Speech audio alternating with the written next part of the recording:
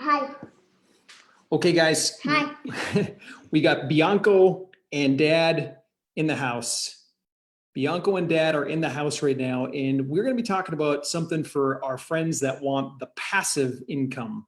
So if you're looking for passive income, then start right here, right now. Okay. So this has been an interesting time. We're all in this kind of new era of the real estate world. Nothing like we've ever seen before. I mean, literally, we watched the unemployment rate go from under 4%, which is historically low, like one of the greatest economies of all time, to now in the 20s. Like that's just never happened in that short of a window before. And now it's happened.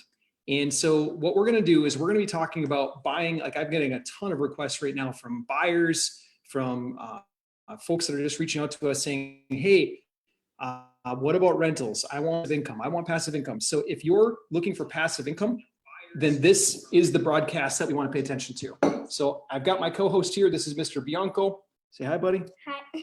Okay. Bianco is twice as smart as I am. You can see here that he's less than half my age. It's my son, but this guy has got all the wisdom in the world. So we're going to be going through this and jumping into it. So topic of the day, you want passive income? Then start here. We're going to teach you the methods that we're using to buy discounted houses, rental houses, using this method. Okay. So first and foremost, you probably, maybe you do or you don't remember the famous quote from Mr. Warren Buffett, but he said, if I could, I would buy a couple 100,000 single family houses right now.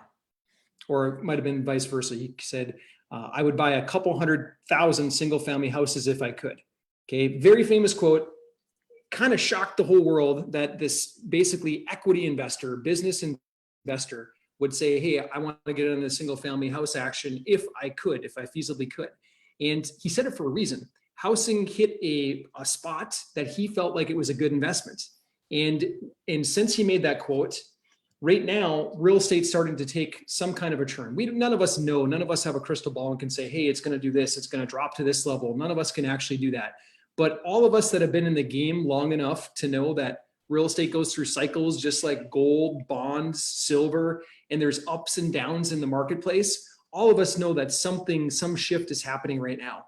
And what we want to go through today is we want to go through how you can actually capitalize, how you can, I don't want to say the words take advantage in a negative way, but I sincerely, I'm not a person that hopes for doom and gloom for anybody. I don't want that.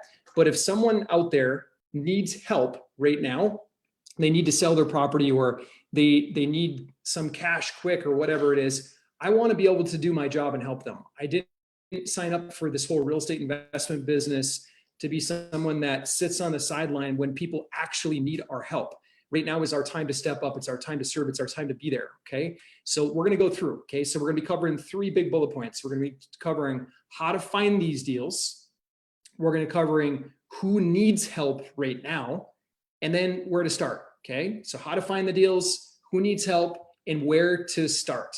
Okay. So let's jump into it. Now, for most out there in this whole real estate investing world, most people to find deals, they're still stuck on the good old MLS. Do you know what the MLS is? No. It stands for Multiple Listing Service. It's what real estate agents use to list properties for sale. And well over 90% of houses hit the MLS that are sold, bought and sold. And so therefore, that's like considered, you also hear the term of on market. If a property is on the market, that's where it is. It's sitting on the MLS, okay? Now, here's the thing. If you think about it, in any given market across any of the major markets across the country, there's thousands of real estate agents. And each agent also has hundreds, if not thousands of clients. Most MLS areas syndicate with Zillow, Trulia, Realtor.com, and all the other big online real estate platforms. So when a house hits the MLS, it is getting maximum exposure. It's not going out to like 1 or 2 or 3 people. It's going out to thousands upon thousands upon thousands of people. So what most people have experienced when they're making offers on the MLS, multiple listing service with a realtor, they're experiencing that there's a lot of competition. And you get forced into these positions of multiple offer situation or really competitive buying situations. And it's not so fun as a real estate investor to get forced to pay more than you really should be paying for a property. So I'm going to go through a method that we're using right now that cuts out that on market activity. I want to go off market. I want to actually be able to help people directly instead of having to rely on the multiple listing service where there's thousands of other competitors shopping for the same property. No, thank you. Okay. The other big one that people do that is a mistake, and I don't want you to do, is the cold calling thing. And I've spent time on other broadcasts before really beating up on cold calling because I really don't like it. It's like no one that I know has quit their like life job or whatever it was, decided I'm going to jump into real estate and then become a professional cold caller. Like just no one had that plan. They think that it's cheaper to cold call, which it's not. It's actually more expensive. There's your time has a value to it. And I also see a lot of people quit the whole business because they get burnt out trying to cold call. It's just bad positioning overall. Instead of you trying to chase sellers, you want sellers that come to you. That's the best scenario. When they come to you asking you for your help, and you can start helping them, then you've got a good position. So it's not through cold calling. It's not through the MLS. What it is through social media. Okay. Right now, if you read, I'm going to post this down below too. But if you read an article on Housing Wire, housingwire.com, I'll post the exact link for this. But it said that Facebook news feed right now is up in its viewers by 82% during this whole crazy time that we're in. 82% jump.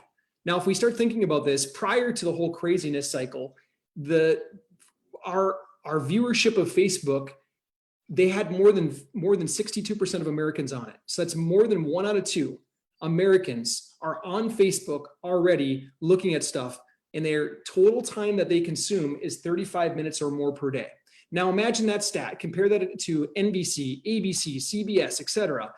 Facebook is a major network. You can compare Facebook to Fox News, to CBS News, to NBC News. You can compare Facebook apples to apples now because Facebook has statistics on how many users they have, plus what time frame they consume their platform. That's pretty major. And right now, during this whole craziness, to see their newsfeed activity jump up by 82%, that's astronomical. That's almost double what they used to get for traffic. I'm really, really anxious to see the stats as they roll them out and they show some kind of numbers on what percent of Americans are now on Facebook and whatnot after this whole craziness cycle, because everyone's stuck at home, stuck on the internet, and that's their only one place that they can go to get an outlet or of information is on the internet. So right now, like I'm excited to see the stats. But my point is this: everyone is there. Okay, every seller type that you could imagine is on social media right now. It's just a matter of you getting in front of them. And we're going to talk about those two categories next, kind of the who and the how. Okay. So who do we want to go after? That's the next topic. Well, frankly speaking, you want to go towards sellers that need help. You don't want to go to sellers that they have no motivation whatsoever to sell. They're just kind of sitting on their house and they're curious and they'll take whatever, they'll entertain somebody giving them an appraisal, but they're not really interested in selling. That's not a good use of your time. Instead, you want to go towards the folks that actually want to sell. So let's think about this. And I'm actually getting ready to carve some new ads out for our members now too. But let's think about this.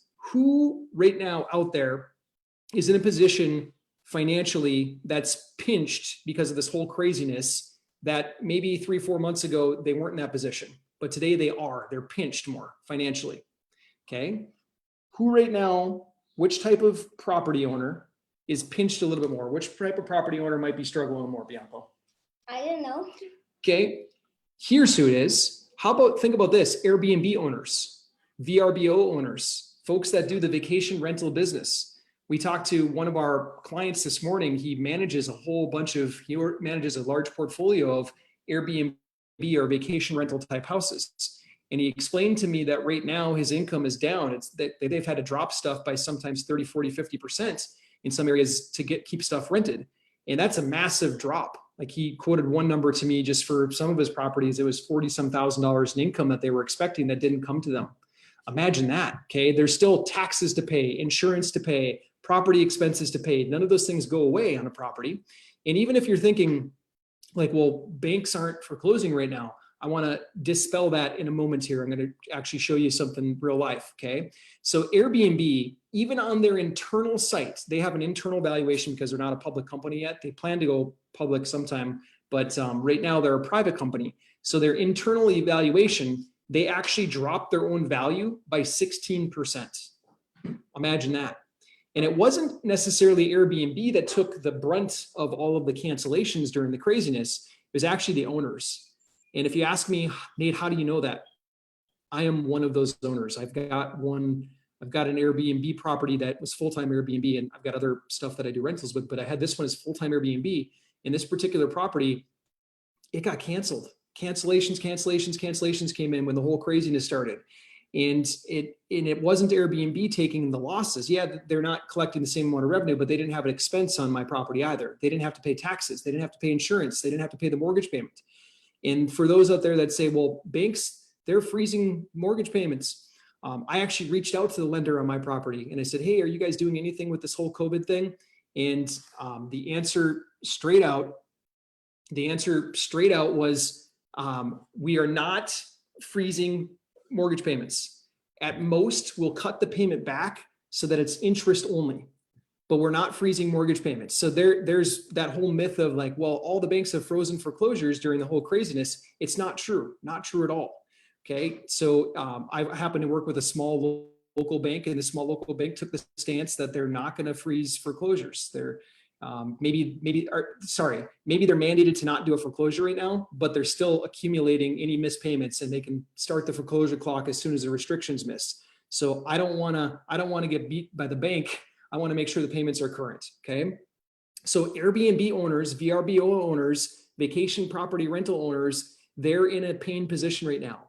A lot of them are looking to potentially sell. Okay. So just keep your mind on that. We're going to get into the where to start in a moment. Okay. The next one is, what about landlords?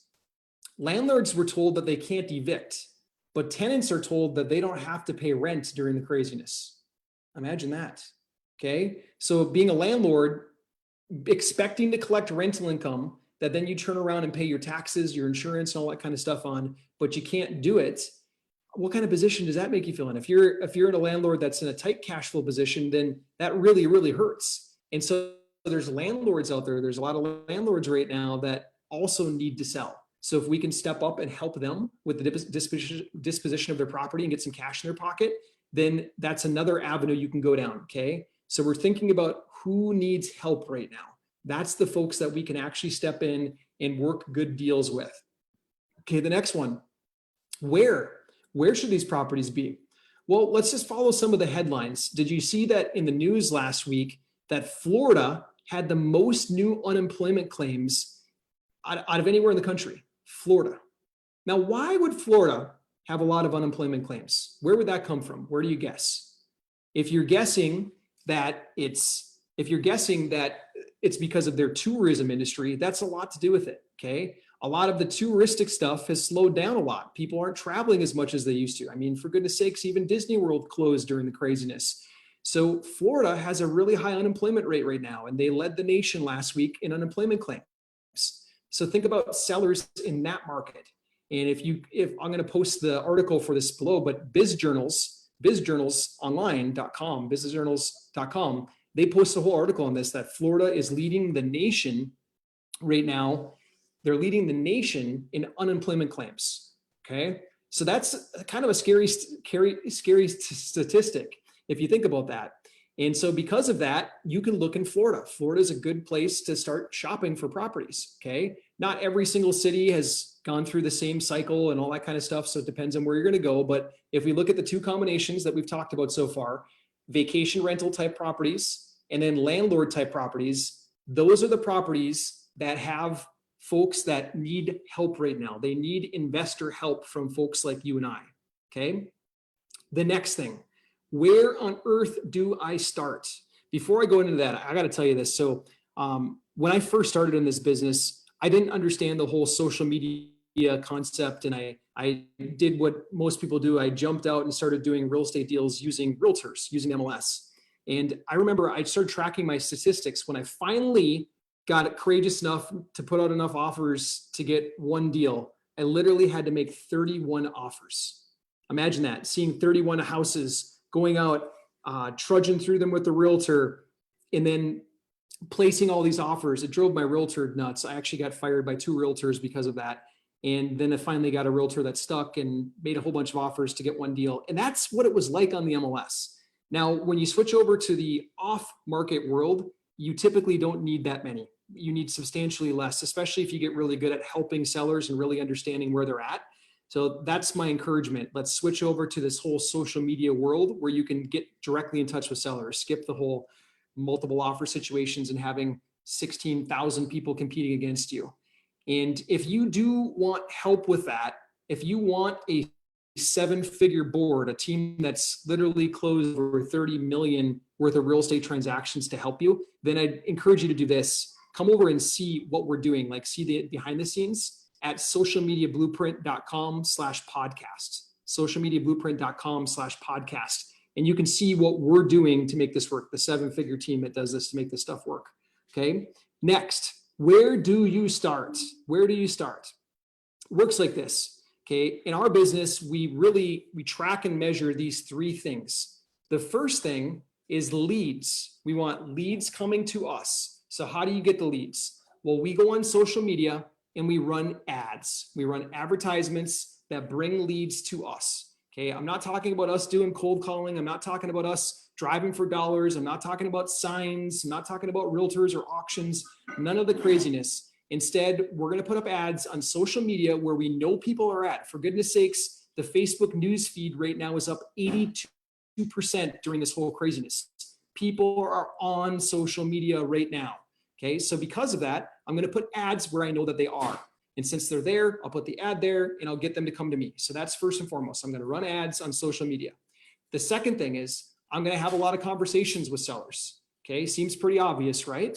I got to talk to them when the lead comes in. I'm going to pick up the phone. I'm going to talk to them. I'm going to fill out the situation. I'm going to ask them about their situation in general. I'm going to figure out if I can actually help them or not help them. Okay.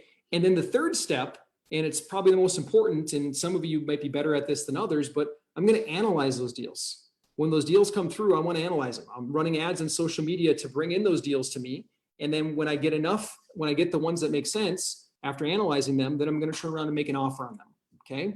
Seems pretty straightforward. You got quite the hat collection going on there, don't you, Mr. Bianco? You can't, so those of you that can't see this, Mr. Bianco here has got his 3rd hat on right now. 3 hats. Oh, yes, that's way fun. Might get pretty warm with that.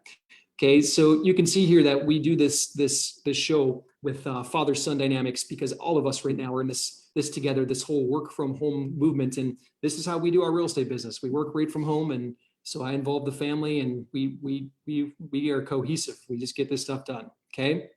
Now I had made a mistake prior to figuring all this stuff out. And I used to chase. So like, you're going to hear about things in the whole real estate world, like, oh, tax liens, probates, short sales, foreclosures. And then what happens with most real estate investors is that we get excited and we're like, oh, I'm going to go try that. Oh, I'm going to go try this. And I'm going to go. And we get distracted from all those shiny objects. And I'm going to encourage you not to do that. Like it happened to me. And then once I figured out, I had a really good mentor that just kind of like sat me down and said, no, you got to focus until you perfect this one. I'm not going to have you chase a whole bunch of other things. You perfect this one, and then you can start trying other things after you perfect it. And what I ended up perfecting in my life now is this whole social media thing. I consider myself to be one of the best that are out there. Not because I'm like some gifted prodigy, nothing like that. It's because I've trial and error. I've had a lot of really good mentors. I've paid for some of the top marketing experts to help me in my business. And I've spent a lot of time figuring this stuff out. So now we help investors across the country to figure this stuff out too. So that's my thing. Like I love social media. It's the best place to get people. People are on their smartphones. They're on them right now. They watch stuff like this. They consume this stuff. And sellers are no different. Sellers, when we want to get in front of a seller, we want to get where they're at. And they're on their smartphone. They're on social media. Facebook has the biggest stats on all of it. But imagine someone spending 35 minutes a day. Over half of America spends 35 minutes a day connecting up with just Facebook. That's a powerful stat. And I want to be where they're at. And I want to bring sellers in that need my help. I don't want to play the whole cold calling game. No, thank you. Instead, I want folks coming to me, asking me for my help. So if you've got questions or anything that you want to go through, you feel free to shout it out. And then I will make sure that either myself or somebody on the team will get back to you and we'll help you out with wherever you're at. But I hope that you're making the most of this time. This is not a time to sit around and bury yourself in Netflix. In fact, I canceled Netflix. I replaced it with my team jokingly calls it Nateflix. I replaced Netflix with Nateflix. And I just encourage you to step up, lead right now, help sellers. They need help too. And if you do that, you'll see some good growth inside your business. Right now is the era of the internet. Okay, anything else for today, Mr. Bianco? No, I don't think anything else. I'm going to go under your activities if you want. We've got to sign off because Mr. Bianco has activities, homeschool activities that we need to work on. So we're going to go do homeschool activities. Until next time, and by the way, next time we've got something cool that we're going to be covering. Next time, we're going to be covering not doing anything for those folks that feel like you're behind the 8 ball with your retirement, or maybe your retirement account took a beating during this whole craziness. Then we're going to be talking directly to you. So next time, make sure you tune in for our next episode where we talk about what you can do for your investment accounts, your retirement accounts. Okay. Awesome, guys. We'll talk again soon. Thanks. Bye. Bye. Bye. Bye. Bye.